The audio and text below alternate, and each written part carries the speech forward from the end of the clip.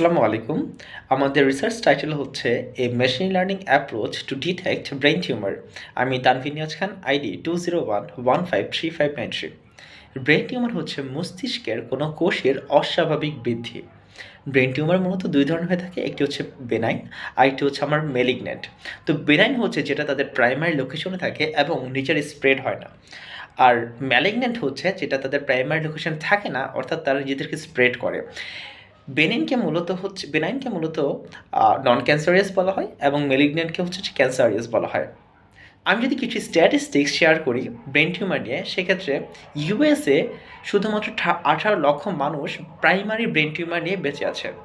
Brain টিউমারের survival rate হচ্ছে 36%।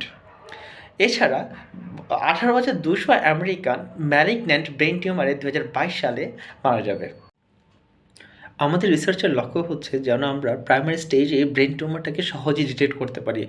আমরা জানি যে ম্যালিগন্যান্ট ব্রেন টিউমার সেটা হচ্ছে খুব তাড়াতাড়ি ছড়িয়ে যায় এবং সেটা হচ্ছে ক্যান্সারিয়াস, অর্থাৎ যদি আমরা খুব আর্লি স্টেজে ধরতে পারি সেক্ষেত্রে সেটা খুব কম ছড়াবে এবং যে রোগীর যে মৃত্যু ঝুঁকি সেটা অনেকাংশে কমে যাবে। হ্যালো এভরিওয়ান, আমি মার্সেল ডেভিড বারুই, আইডি 201153421।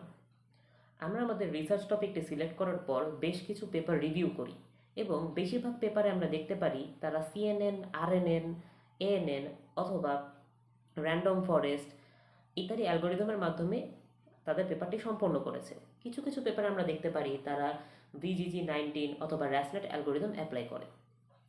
সেখান থেকে আমরা সিদ্ধান্তে উপনীত হই যে আমরা আমাদের রিসার্চটা deep transfer learning algorithm, mobile net, Google net এবং ইনসেপশন V3 এই তিনটির মাধ্যমে সম্পন্ন করব। যেহেতু আমাদের রিসার্চটা মেডিকেল রিলেটেড এবং ডেটাগুলো সবগুলোই এমআরআই অথবা সিটি স্ক্যানের মাধ্যমে সংগ্রহীত, তাই এই ডেটাসেটটি কালেক্ট করা আমাদের জন্য সময় সাপেক্ষ এবং একটু জটিল। তাই আমরা ক্যাগলের সহায়তায় একটি ডেটাসেট ডাউনলোড করি। সেই ডেটাসেট থেকে আমরা মোট 3000 ছবি সিলেক্ট করি এবং সেগুলোকে তিনটি ভাগে ভাগ করি: ট্রেনিং, টেস্টিং এবং ভ্যালিডেশন। ট্রেনিংয়ের জন্য আমরা 70% ডাটা রাখি এবং টেস্টিং আর ভ্যালিডেশনের জন্য আমরা বাকি 30% ডেটা রাখি। আমাদের ডেটাসেটের প্রত্যেকটি ছবির মাপ 768 বাই 768 পিক্সেল। আমরা এই ছবিগুলোর মাধ্যমে পরবর্তীতে আমাদের মডেলটি বিল্ড করি এবং টেস্টিং করে থাকি। আমাদের মডেলটি বিল্ড করার জন্য আমরা প্রথমে ডেটাসেটটাকে ইনপুট হিসেবে নেই এবং সেই ডেটাসেটটাকে প্রিপ্রসেস করে স্প্লিট করি তিনটা সেটে: ট্রেনিং, টেস্টিং এবং ভ্যালিডেশন। এরপর আমরা আমাদের algorithm inception V3, resnet, mobile net ইত্যাদি ইমপ্লিমেন্ট করে আমরা অ্যাকুরেসি জেনারেট করি এবং কম্পেয়ার করে দেখি যে রিলেটেড পেপারের অ্যাকুরেসির চেয়ে আমাদের অ্যাকুরেসি বেশি কি কম। আমাদের অ্যাকুরেসি সম্পর্কিত আরও ইনফরমেশন আমার বন্ধু অমিত তার অংশে প্রদর্শন করবে।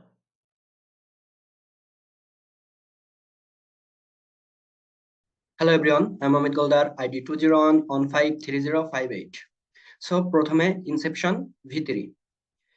এখানে টেনসরফ্লো ইম্পোর্ট করা হয়েছে কারণ হলো ডিপ লার্নিং এর জন্য, নামপাই ইম্পোর্ট করা হয়েছে ম্যাথমেটিক্যাল ক্যালকুলেশনের জন্য এবং ম্যাটপ্লটলিব ইম্পোর্ট করা হয়েছে ডেটা ভিজুয়ালাইজেশনের জন্য। এবং এখানে আরো অনেক লাইব্রেরি ইম্পোর্ট করা হয়েছে প্রজেক্টটা করার জন্য। দেন আমরা ইমেজ জেনারেট করেছি। দেন হলো আমরা এখানে গুগল ড্রাইভের সাথে মাউন্ট করেছি। দেন আমরা হলো ট্রেন, ভ্যালিডেশন এবং টেস্টের জন্য গুগল ড্রাইভের পাথটাকে দিয়ে দিয়েছি এখানে। দেন হলো আমরা এখানে ইনসেপশন V3 অ্যালগোরিদমটাকে কল করেছি। দেন আমরা এখানে একটা মডেল ক্রিয়েট করেছি। দেন তারপর আমরা এখানে মডেলটাকে কম্পাইল করেছি এবং সামারি বের করেছি। তারপর আমরা এখানে মডেলটাকে ফিট করেছি যেখানে ইপক ইকুয়াল টু 10। তারপর আমরা এখানে অ্যাকুরেসি এবং লস বের করেছি যেখানে আমরা দেখতে পাচ্ছি অ্যাকুরেসি 98%। তারপর এখানে আমরা ক্লাস ইন্ডিকেট করেছি। তারপর এখানে আমরা ক্লাসিফিকেশন রিপোর্ট জেনারেট করেছি যেখানে আমরা দেখতে পাচ্ছি প্রিসিশন, রিকল, F1 স্কোর এবং সাপোর্ট। তারপর এখানে আমরা হিটম্যাপের সাহায্যে কনফিউশন ম্যাট্রিক্স কে দেখিয়েছি। তারপর আমরা এখানে মডেল অ্যাকুরেসি এবং মডেল লসের গ্রাফটাকে দেখিয়েছি আমরা ডেটা ভিজুয়ালাইজেশনের মাধ্যমে। তারপর আমরা চলে আসি মোবাইল নেটে। এখানে ইনসেপশন ভি3 এর মতোই টেনসরফ্লো, নামপাই এবং ম্যাটপ্লটলিব ইম্পোর্ট করা হয়েছে কাজগুলো করার জন্য। দেন আমরা এখানে আরো অনেক লাইব্রেরি ইম্পোর্ট করেছি। তারপর আমরা এখানে ইমেজ জেনারেট করেছি। তারপর আমরা এখানে ড্রাইভকে মাউন্ট করেছি। তারপরে ড্রাইভের পাথগুলা দিয়ে দিয়েছি ট্রেন, ভ্যালিডেশন এবং টেস্টের জন্য। তারপরে আমরা মোবাইল নেট ভার্সন 2 অ্যালগোরিদমটাকে কল করেছি। তারপর আমরা এখানে একটা মডেল ক্রিয়েট করেছি। তারপর সেই মডেলটাকে কম্পাইল করা হয়েছে এবং তার সামারি বের করা হয়েছে। তারপরে আমরা মডেলটাকে ফিট করেছি। তারপর আমরা এখানে অ্যাকুরেসি এবং লসটাকে বের করেছি, যেখানে দেখতে পাচ্ছি আমরা অ্যাকুরেসি 97.67%। তারপর এখানে আমরা ক্লাস ইন্ডিকেট করেছি, যেখানে ইয়েস আর নো। তারপর আমরা এখানে ক্লাসিফিকেশন রিপোর্ট জেনারেট করেছি, সেখানে আমরা দেখতে পাচ্ছি প্রিসিশন, রিকল, F1 স্কোর এবং সাপোর্ট। তারপর আমরা এখানে হিটম্যাপের সাহায্যে কনফিউশন ম্যাট্রিক্সটাকে দেখিয়েছি। তারপর এখানে আমরা অ্যাকুরেসি এবং লসের জন্য গ্রাফ জেনারেট করেছি, যেটা হলো ডেটা ভিজুয়ালাইজেশন। এটা করার জন্য আমরা প্লট লাইব্রেরি ইউজ করছি।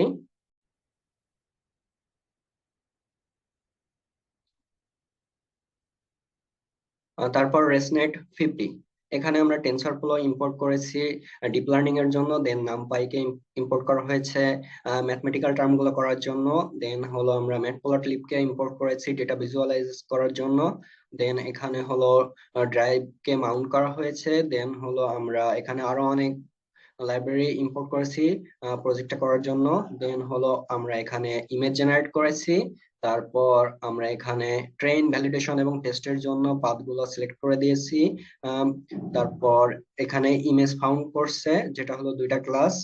তারপর আমরা এখানে হলো ResNet 50 অ্যালগোকে কল করা হয়েছে। দেন হলো আমরা এখানে কেরাসের মাধ্যমে সিকোয়েন্সিয়ালি এটাকে সাজানো হয়েছে। দেন হলো মডেলটাকে কম্পাইল করা হয়েছে এবং সামারি বের করা হয়েছে। তারপর আমরা এখানে মডেলটাকে ফিট করেছি, যেখানে হলো ইপোক ইকুয়াল টু 10। তারপরে আমরা এখানে মডেল অ্যাকুরেসি এবং লসটাকে বের করেছি, যেখানে দেখতে পাচ্ছি 75.17% হলো অ্যাকুরেসি। তারপর আমরা এখানে ক্লাসটাকে ইন্ডিকেট করেছি, যেটা হলো 2টা ক্লাস। তারপরে আমরা এখানে ক্লাসিফিকেশন রিপোর্টটাকে জেনারেট করেছি, যেখানে দেখতে পাচ্ছি প্রিসিশন, রিকল, F1 স্কোর এবং সাপোর্ট। তারপর আমরা এখানে হিটম্যাপ জেনারেট করেছি, যেটা হলো কনফিউশন ম্যাট্রিক্স, এবং এটা করার জন্য আমরা ম্যাটপ্লটলিবের সাহায্য নিয়েছি। তারপরে আমরা এখানে মডেল অ্যাকুরেসি এবং মডেল লসটাকে গ্রাফের মাধ্যমে দেখিয়েছি, যেটা হলো একটা ডেটা ভিজুয়ালাইজেশনের পার্ট। সো এটাই। তারপর এখানে আমরা দেখতে পাচ্ছি ইনসেপশন ভি3-তে আমরা অ্যাকুরেসি সব থেকে বেশি পেয়েছি, যেটা হলো 98%। তারপর আমরা সব থেকে কম অ্যাকুরেসি পেয়েছি ResNet 50-তে, যেটা হচ্ছে 75.17%। Thank you everyone.